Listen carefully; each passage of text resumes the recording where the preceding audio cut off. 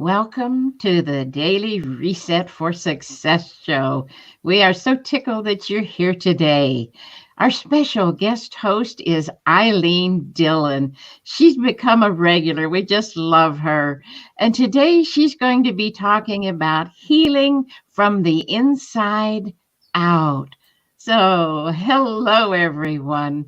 We're so tickled that you're here. We really are.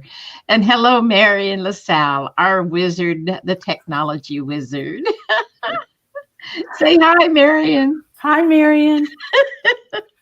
And below her, there is our dear friend, Ilene Dillon. We welcome you, Ilene. Thank you for coming again. Hello, Ilene.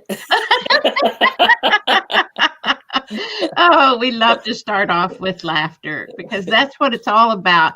If it's not fun, we don't want to do it. We're in that game, aren't we, Marian? You got that right. I mean, I was doing a little thumbnail today, and it shows what style are you, and I had to pick 6 styles. So I said, the boring style, the drama queen style, the everything's sad style, and I thought, no, everything's good style. That's what I want. Happy, good, yeah. Right. And if it's not for a short period of time, we want to get over that quickly and move back right into everything's good style. Yeah, that's great because it's so much fun doing these shows. We really love coming here live every Monday, Wednesday, and Friday, and then Thursday on our evening show, the Wisdom Chats for the Curious. If you've not seen that one, check us out at 7 p.m. on Tuesday evenings. And we're on Facebook and YouTube simultaneously while we're doing these live shows. And there we have Lauren. Welcome, Lauren. Thank you for being here. Good morning. Look at that beautiful smile. Isn't that a great smile? Bless her. We just love Lauren. We've been trying to get her on the show too, but it'll happen when she's ready. Soon, Lauren. Soon, Lauren. And let's get right into our show. Ilene, we so love having you here. Let's talk about healing from the inside out. Well, healing and living from the inside out are very similar, and I'm interested in sharing this, Lou and Marian, because many years ago, I grew up in a very critical household, and as an adult, I lived in a lot of fear and concern about people making judgment of me. And so I thought to myself, it just bothered me a lot. And one day I thought to myself, well, wait a minute. If everybody else is in judgment of me, maybe I should be nice enough not to be in judgment of myself. Oh. So why don't I do whatever I can to end the business of judging myself?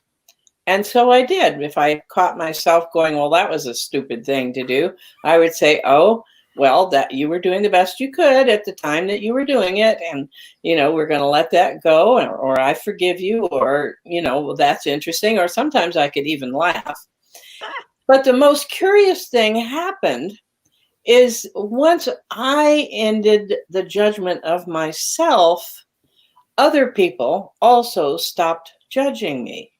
Oh. So it made me start looking, and over time I have realized that we normally think about living life from the outside in. Lou, I may have, let's say I'm your roommate and you never do your dishes, and it annoys me. So, right. Louise, stop doing that. Stop that. So what I usually would think of is I need to talk with you about getting the dishes done, right? But what if I go from the inside out? What if I say, what do I need to do differently so that whatever Louise does with the dishes doesn't bother me anymore, right? I could do them myself. I could say, just accept there will be dishes there. I could get creative about these things. And the curious thing that then happens usually is when I make the changes inside of me, you, Louise, have room that you didn't have before. And you generally what would happen is you might do more dishes, actually. All right. Oh. So that's what I Or want. I have one more scenario. Okay. You hire somebody to do it and send her the bill. There you go. Thank you. Thank you. Thank you. Well, whatever. The point is that getting those dishes done is important to me. And if you're not doing them, it's not important to you. Right. And so, but if I'm living from the outside in, I'm thinking, I've got to get Louise to change so that I feel better. Well, we can't get other people to change. Other people change when they're going to change, but we can always change ourselves. And once we change ourselves, not only are we different inside, but whatever we have inside of us, we tend to draw from outside. So if I do something like hire somebody to do the dishes and send her the bill, I've really taken care of myself and I'm changed on the inside. And I might even attract more people to come into my life to take care of things that are annoying to me. You see how it works? I think we don't, I was thinking as I prepared for the show years ago. Now, as you know, my husband, Bob, was a brain surgeon. And brain surgeons are very intelligent people. And in the operating room, nobody does anything until the brain surgeon is ready to do something or says it's okay. And we all tend to take our job home. So he would tend to take his job home and I wasn't supposed to do anything. I mean, it was like, we did a lot according to his rhythms. So one day we were having a disagreement. And when I walked out of the room finally, I said, well, he just doesn't respect me. And then I thought, Eileen, life is lived from the inside out. If you're seeing that he doesn't respect you, the real message is that in some way you don't respect you. Oops. So take a look at that. And I realized that that was really true. Like if I cleaned the house, I cleaned the whole house and did my own bedroom last, right? Because I could deal with a mess. And if it didn't get done, I would handle it. That's just a simple example that I thought of at that time. So I started imagining, thinking, what would it be like if I fully respected myself? And I would clean my bedroom first. I would speak up for myself. I would say, that doesn't work for me. I'll do this over here. I would take up space and do what was right for me. And I started creating things to do like that. And lo and behold, I realized that even professionally, like the things I have to share are really fantastic. And yet there are a lot of other people that are on like PBS or whatever that are talking similarly to me, like your friend Joe Vitale, for example. I could be in that league. I realized I could be there, right? But I didn't let myself because I didn't respect myself. But here's what happened after I made that decision and I started doing more things to respect myself. I started making connections with people like that and being on their programs and spending time with them, right? Because I changed myself. And my husband was better too. He was better to me. Oh, I like that. And I love that phrase you said, taking up space. And women in particular have this shrinking attitude. If I don't make noise, I won't be noticed, or I'll take up as little space as I can so I won't annoy anyone. We got to start taking up our own space. Right. And if you annoy somebody, that's their issue, not yours. That was the freeing part for me is, my father, for example, he used to tell me that I was overly sensitive. Oh. I don't know if you've ever had that or not, but women are, overly sensitive. Well, in looking at taking up space, Lou, I came to the conclusion there is no such thing as overly sensitive. If you tell me I'm overly sensitive, all you're really telling me is I'm more sensitive than you want me to be. Oh. But in actual fact, I'm just right sensitive for me. That gummit. So many thoughts are running through my head right now. Oh my God. Yeah, let's hear some of them. Well, I've been accused of being overly sensitive, and Uh-huh. actually it was so out of control that even I got on my own nerves for being too sensitive. Like I would take everything personally, and it wasn't until recently, a couple years ago, where someone said, you take everything so personally. You're such a victim. And that word, I was like, a victim? I'm not a victim. And after I got over the hurt of that, it took a while. It took over a year for me to get over the hurt of that and to start seeing it from their perspective. I thought, you're right. You said it perfectly. I didn't respect myself. I thought more of what they thought of me than what I thought of me. Right. And And I like playing the victim card. yes, and I have done that too. Thank you for sharing that. Once I got to understand that all of life is lived from the inside out. Whatever I have inside of me is what I attract from outside of me. How I look at myself, how I treat myself is how other people are going to treat me. So if I don't like the way the world is treating me, I need to make a change. And I wanted to use, let's say, loneliness as an example of this. I work with emotions, and I have learned that every emotion has a message for us. Well, the message of loneliness is not, oh, I'm alone, I need to do something about it. In fact, that's living from the outside in. I think, oh, I have to go make friends and I have to get out more and all that to cure loneliness. Well, that doesn't do it. You can be in a crowd of people and still feel lonely. So what loneliness, the message really is I've got more of my energy going out than I have coming in. And all I have to do to stop being lonely is to start bringing energy into myself, which I can do all by myself if I want to. And the most powerful way to do that is to do something I have a talent for. And that doesn't mean you have to be an artist. You can be a talent. You can have talent with cooking. You can have talent with hiking. Anything that you do and somebody else says, oh, you do that so well, and you go, oh, anybody could do that. That's your talent, right? So if you do a talent, then you're bringing energy in. Now, you can ask other people to give you a hug and so forth, but you don't always get the hug that you want. It's not always as long as you want, et cetera, et cetera. But boy, when you're bringing energy into yourself, you can decide how much you get. And the loneliness lifts right away whenever you start taking care of yourself and bringing that energy in. So the key is that any problem we're having, we need to look inside of ourselves and say, what do I need to learn here? What do I want to do differently? What do I need to bring into myself? How do I need to treat myself? Make that change, and even your teenage kids will treat you differently.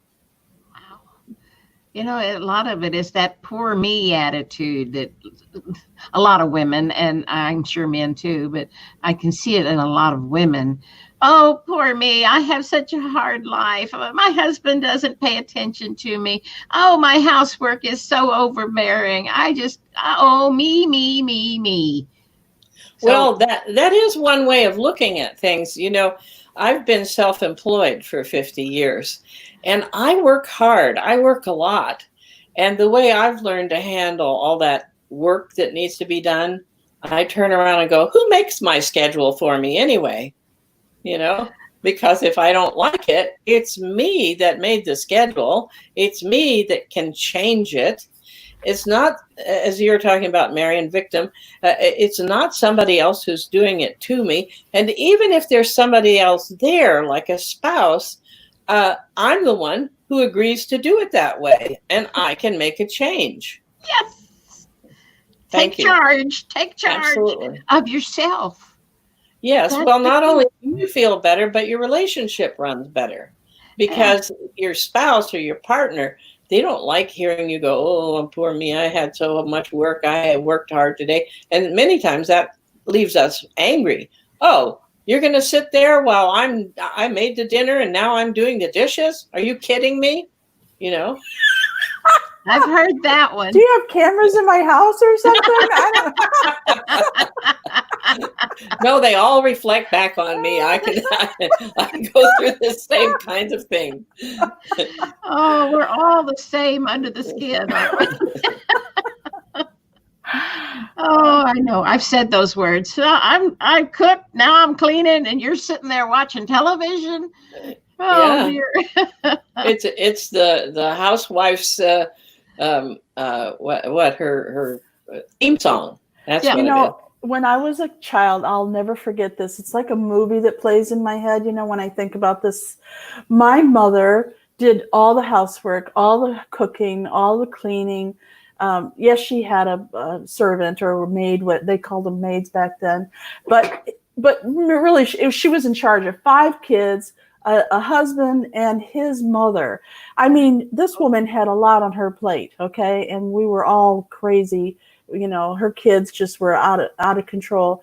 Anyway, I remember one time after dinner, my mother was in the kitchen cleaning up, doing the dishes, and my father was watching TV, and she was being too loud. And he turned around, he said, "Betty, just be quiet in there, will you?" Oh my God, can you imagine? I mean, I'm just a child, so I didn't understand, you know, all the stuff that was happening, but that poor woman, can you imagine? She did all the cleaning, took care of all of his kids, his mother, and that's the respect she got from him. Can you imagine? Right. Her self-esteem just went, pew. Yes, but that's a really good point. Yes, it did. And that's a type of a model that a lot of us women grew up with, is we stay in service and we capitulate to whatever our spouse wants. But once again, we can change that by changing who we are on the inside. For example, she could just, okay, well, he needs it quieter, I'll be quiet for him. Or she could say to him, I'm sorry, I'll be finished in half an hour. This is the amount of noise it takes to do this job. Oh man, I wish she would have. I wish can she would hear have it. stood up. Yes. Yeah. Well, I remember at one point, as my husband was getting a little concerned about retiring, he asked me if I would rev up my work so I could make more money, because he was concerned we weren't going to have enough money for retirement. So I did. You know, I like working. I didn't have a problem with that. But it meant that he didn't get as much of my attention. So after a month or 2, he said to me, you're not being with me. You're not doing the things that you used to do. And I looked at him and I said, well, you know what? You'll have to decide, because if you want me to make more money, then I put my energy there. But if you want me to pay attention to you, then I'm going to have to put less energy into my work. And he said, well, I'd rather you put less attention into your work. And I said, you know what? I've been putting more attention in my work now, and I'm enjoying it so much, I'm not going to quit. Good for you. And so, but it's us that we're not setting our own boundaries. We're not taking care of ourselves. We're not valuing ourselves. And my message today is, whatever we have inside of us is what gets reflected from outside. And if we want the outside to change, it's really quite simple, although it's not always easy, but it's simple. All we have to do is change what's going on inside of us. Right? Gosh. Okay, so how do we do that? Yeah. Well, let's Magic bullet. Let's go back to the situation with your mother and the dishes and her making too much noise. Okay. All right. So how would we recommend that your mother change things? I like the one that you said last, well, I'm doing the dishes and this is how loud it is and it'll be done in a half an hour. Okay. So how do we get to that point? Yeah, how do we get to that Okay, point? so we're in the kitchen, we're doing the dishes, we're serving everybody, we get called down like we're a kid, right? And then we start working inside of ourselves. The first thing we notice is that doesn't feel very good. I don't like that, right? Yes. Okay, what if we're living from the outside in, we say he's going to have to make a change, right? But if we're living from the inside out, we say, what can I change here? What can I do differently? Well, what I usually do is make myself get very quiet, which makes the job take longer because I can't throw things around, right? That's what I usually do. But I could do something different. I could walk out of the kitchen entirely and not do the dishes right now. I could throw dishes at the wall and break them all, I could I could throw them at him. No, I wouldn't. I'm not recommending that. That happens. Sure. I could just get quiet. I could come back later. I mean, there are just a million things. And I could also decide, wait a minute, do I want to get quieter or not? And if I don't, can I let the other person know that? I'll just advise him. Well, I'm really sorry this is uncomfortable for you. However, this is what I need for what I'm doing. Right? So I go through all those things. And it's important that if you're making a change, we recognize that that we don't make change smoothly, right? So when you first set a limit, you might do something and feel very awkward, or you might snap or something like that, because it's new thing for us and we're not good at it. But the more you do it, the easier it is. Marian, you reminded me of a story. My husband had this Cadillac and he loved this Cadillac. I wasn't even allowed to drive it for the first 3.5 years we were married, right? Because it was his car, right? And so we were having a disagreement in the bathroom one day. I remember we were standing there, and he was 6'1", and he drew himself up and looked down his nose at me, and he said, "And furthermore, we are out of tooth flossers." And I looked at him and I said, "Oh my God, Bob, I had no idea you were having trouble with your car." He goes, "What?" And I said, "Well, my car stops at the drugstore, but apparently yours won't." Oh, brilliant. No, you see, I didn't say anything about him, right? I didn't get into an argument with him. So there's another thing. I could make a joke, or I could, and forever after, whenever he was overly demanding, to me, he was overly demanding, and he caught himself at it, he'd go, "I'm having trouble with my car again." Oh, that is beautiful. Oh my gosh, what a wonderful. I'm crying over that one. I love that one. stories. I love stories so much. It brings just happiness to me, especially when it's somebody like you who can tell the story in a way where we can actually see it in our mind happening. We're standing in the bathroom with you, and we're seeing him look down at you, and it's awesome. Oh my gosh, where's the Kleenex when you need it?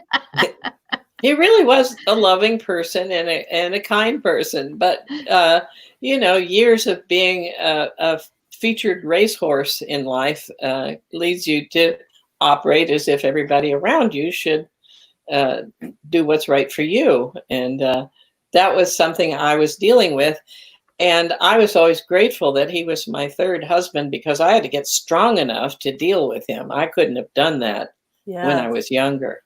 Now, this is Lauren. Even though you can't see her face, she forgot to give permission for us to see her. But I can tell you it's her because I'm looking at my big screen over here.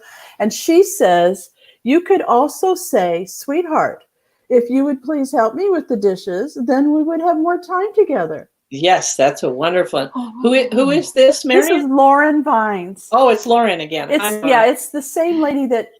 There she is. You There see she the is. little red thing down here? That means Yeah. she's on YouTube. But now she's switched over to Facebook. I see. And Facebook has these weird rules where you have to give permission to see your face, which, privacy stuff, Right. So. Well, Lauren, that's beautiful. And it brings to mind that there is a communication technique that I learned years ago that is just wonderful. It's called the DESC method, DESC. And you use just one sentence for each of these letters in the acronym. It means describe, express, specify, and consequences. So to use this same example, and you've done a couple of those steps already. Thank you. I'm here in the kitchen and you'd like me to be more quiet. That's describe. And wait a minute, I'm in the kitchen. You would like me to be more quiet and you just yelled at me to be more quiet. Now express my feelings. I feel sad when you yell at me. Now specify what I want instead. What I want instead is for you to come and join me and let's do the dishes together. And now the consequence, which is positive that you already brought up. And then you and I will have more time to spend together. Right? And then we add a step. Will you do that?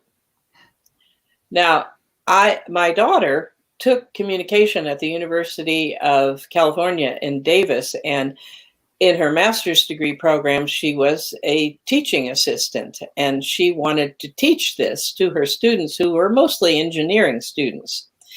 And they said, well, that sounds so stupid, could you please, and this would be better for me. So they are the people who added the step of, will you do this?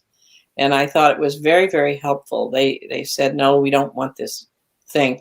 But it's so wonderful. You can ask people that are really difficult, or if you're having a bad situation, this happened, I'm feeling this, what I'd like instead is that. And this is the positive that will accrue to you if you'll do that. So will you? I love that. I do too. Is that written on your website anywhere? Can they go and see that formula? No, but if anybody wants to, I do have something written and it's on my computer here.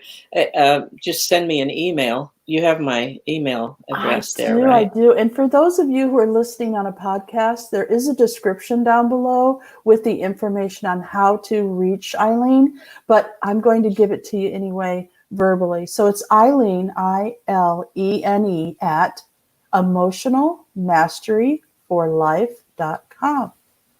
All written out. Yes. I learned that. I can't remember the name of the people, but it was an assertive communication book. Probably learned that about 40 years ago. And it is so wonderful. If you have letters to write to a teacher that's not treating your kid right, use the DESC method. If you need to work out something with your spouse, use the DESC method. I love it. I'm going to use it. I've never heard of it. I love it. Yeah. Ilene, I absolutely adore you. No wonder we keep having you back again and again and again. We want you as a permanent guest on every week, if you will. I repeat some of my stories if you do that. Okay. That's okay. Some people haven't heard them yet. That's right. I remember this week that I started my speaking business, my speaking experience at the age of 9. My fourth grade teacher, after lunch, for the second half of the school year, after lunch every day, she gave me a half hour of class time. And I stood in front of my classmates and asked them, what would you like to hear a story about? I would make up the story and illustrate it on the chalkboard. And that's where I got my start in the speaking business. At 9. At 9, yeah. I have a friend who just passed away from brain cancer, and his whole spiel in life was storytelling. So he started a group called the storyteller, and he would let you come into his classes and he would instruct you on how to tell stories. His name was Rod the Storyteller White, because his name was Rod White. And it just stuck. I mean, everybody knew he was the storyteller and he could teach you how to tell stories. And because think about it now, if somebody's going to tell you a story and they tell you the story and it's just okay, and, you know, here it is. I mean, or the newscaster type storyteller, you know, or someone like you. I can't put you in a box, Ilene, but Thank you. I love it. Okay. I love your storytelling style. Thank you. And Louise's too. I really, she gets, you know, animated and everything. That to me is the best way to tell a story. Bring us in. Yeah. Oh, I love it too. Thank because you. People remember the stories, they remember the laughter, and even if you like ended up crying like I did, they're going to remember the crying because it's that emotion that grabs people. You know, from speeches I've given in the past, people remember. Hi, Ricky. People remember the stories, but years later they'll tell me, I remember when you told that story, but they don't remember my point, what I was trying to say. Oh, no. It's okay. Well, I'm glad you remember me. Well, you are definitely unforgettable for all of us. We just adore you, like Marian said. Thank you for being one of us. Clearly, I love being with you guys, too. You know, it's funny because Lady Lou and I are always thinking, you know, what kind of show, you know, what should we do? Because we do Daily Reset, and we also do work from home on Mondays at 12. And we thought about doing something like a Dear Abby, and I was thinking about that this morning. I thought, let me solve your problem. And I thought, oh no, people are going to be bringing their problems to us. And then I thought, now what, we could probably do that. You know, what do you think of doing like a Dear Abby type of show? I'm in. Oh, I think it's wonderful. I used to online volunteer for something called All Experts, and I was the. Well, would you join us, Ilene? She's frozen. Oh, she froze. Darn. You'll be back. I would love to. Am I back?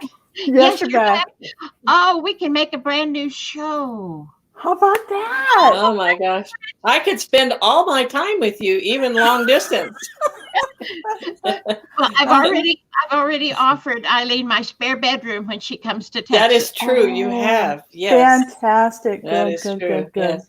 Well, okay, put your thinking caps on now. What are we going to call this new show, and how often are we going to have it, and all that stuff, all right? Love it. And if you're listening to our show today and you have suggestions, feel free to let us know what you think we should call it. It's going to be like a Dear Abby type of thing, or, you know, let us solve your problems, or, you know, meet the experts, or, you know, something along that line. Oh, I love it. That is brilliant. Why don't you call it Living from the Inside Out? Hi, Mary. Oh, hi, Mary. What did she say? She says, I love this and I look forward to more. Oh, bless you, Mary. We appreciate that. Oh. And Ricky says, I'm loving your book, Ilene. Learned a lot about feelings and emotions that are making a difference in my approach to things. Oh, wonderful. Now, Ricky was with me yesterday when I had to remove somebody from a bad situation.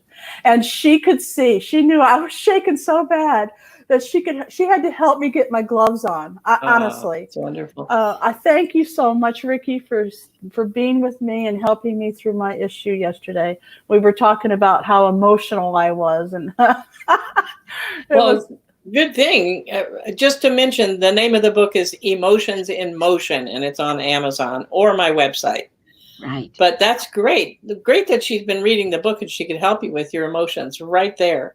Well, we're going to have you in Texas one of these days soon, and we'll have an autograph party. Everybody bring your book. And we'll just have a big party with Eileen, and she can sign books and regale stories. Oh, there it There is. we go. I There did we get go. mine. My book came in too, and Oh, great. it's over there, so I won't get up. But I love your book too. Thank So you. I thank love you. it too. Thank I you used for to, writing. I read it about 15 times over, and every time I out loud, and every time I read it, I'd sit there with a grin. I go, I hope other people will like this book as much as I do. That's the way I cook too. I cook meals that I like. And Well, I me too. almost stood up and I don't have any pants on.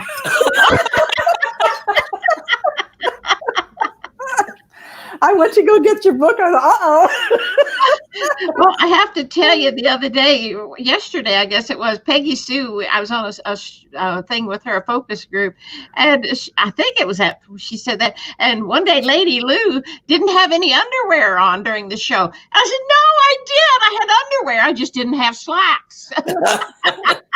You know, I was looking at Stephen Colbert from last night, and somebody was on him, and he picked up his leg and showed that he was wearing flip-flops and shorts. And he said, but nobody's going to see this. They just see me from this far up, which is one of the things we're going to have to be conscious about once we get out of the COVID-19 situation. We're going to have to learn to wear pants or skirts again, Otherwise, we'll just be walking out going, I'm ready, I'm dressed. That happened to my sister who works for a school district in the Houston area. And the teacher, the personnel office had to come back into the office this week, Monday. And one of the ladies, they were on a Zoom meeting to prepare them. And one of the ladies on the Zoom meeting says, well, do we have to wear clothes when we come back to work? And my sister says, yes. And she says, do we have to wear shoes? She says, you can wear shoes and you can take them off as long as I don't see those bare feet. She's a thing person. But I mean, they wanted to come to work in their pajamas. Yes. See, now I used to teach probation officers, continuing education in California. And one time I taught a group of probation officers that were just for juveniles, right? And I was surprised that they acted just like a group of juveniles once they got in class. They were throwing spitballs at one another and cracking jokes and all kinds of things. So look at what's happening with teachers. They're becoming more like their students. They want to wear pajamas to school. Uh-huh. Which my grandchildren have done. I don't know about yours, but no, I don't know. My children and grandchildren wore pajamas to school at various times. Well, pajamas are cute. They can be. Oh, gosh. And what did Ricky say? She said the title could be Live with Clean Underwear. Or live with clean underwear. Yeah, that's probably what she meant. Oh, I love that. Oh, and don't forget to put it on, Ricky. Oh, gosh, this has been so fun. I hate to end it. I know. But we must go. We have other obligations, don't we? Yes. So for those of you who know that we are here a lot, we are not only here for ourselves, but we're here for you as well. So if you have any comments, suggestions, if you'd like to be on the show with us, there's room. As you can see, there's a little room to the right and left of Eileen. We'd love to have you on. We have a process that will help you with lighting and your background, and it doesn't matter. No matter what, if you want to get on with us, we would love to have you. So contact us, and we're at naturalcuriosity.life. So go on over there and just tell us what you think. All right? Yeah. And I just want people to know that my Facebook page is compromised. I cannot use it, and it's the Louise Lady Lou Dewey.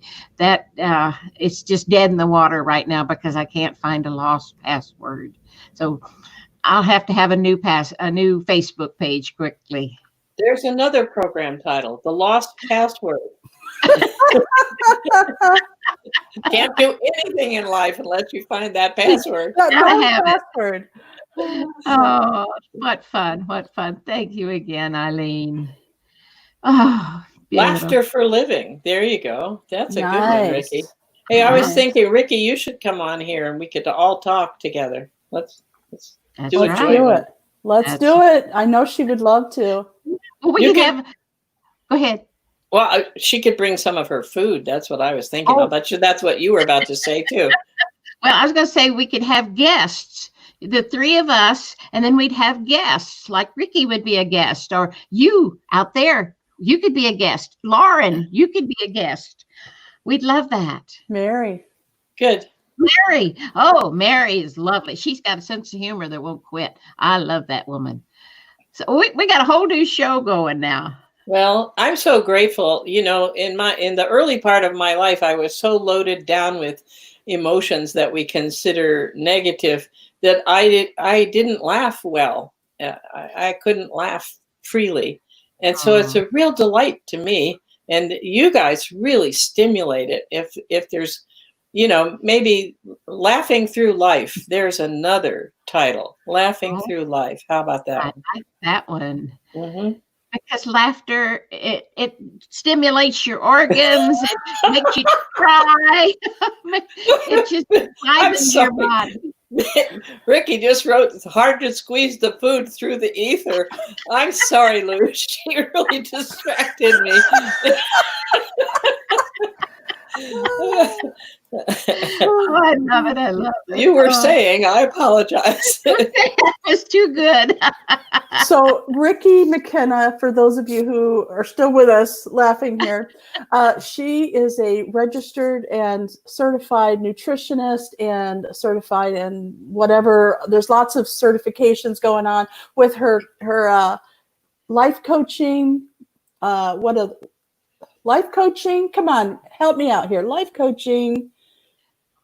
Some other kind of coaching, and she's a nutritionist. So one of the things that she does is cooking classes online, and she has a mastermind, a weekly mastermind to help you eat better, be more accountable to being more healthy. As a matter of fact, people are being drawn to her. She notice that the mastermind is getting bigger because people really love it.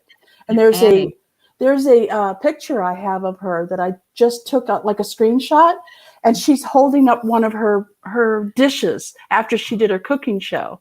I love that. Yes. I love that picture of you. And I think we're going to have Ricky on next Tuesday evening at our Wisdom Chat for the Curious show, because I've had a cancellation and I've asked Ricky, are you coming on, Ricky? Anyway, I've asked her to come on that show on Tuesday evening. So come and join us that night too. Mm-hmm. It's at 7 p.m. Central Time on Facebook and YouTube under Natural Curiosity. There you go. All right. We really do. We must go now. It's been a pleasure. Thank you so much for inviting me. Thank you for being here. So Marian, I'll let you take us out. Okay. So, you know, this is called Daily Reset for Success for a reason. We really do have a lot of things that poke at us and prod and try to bring us down. And sometimes we let it. And so we definitely need to reset. And a lot of times our friends can help us reset. And so that's why we're here. We're here to bring more laughter to your life and help you be more creative, prosperous, and just live a healthier life. So thanks for joining us. We'll see you again very soon. Bye. Bye for now. Bye. Thank you.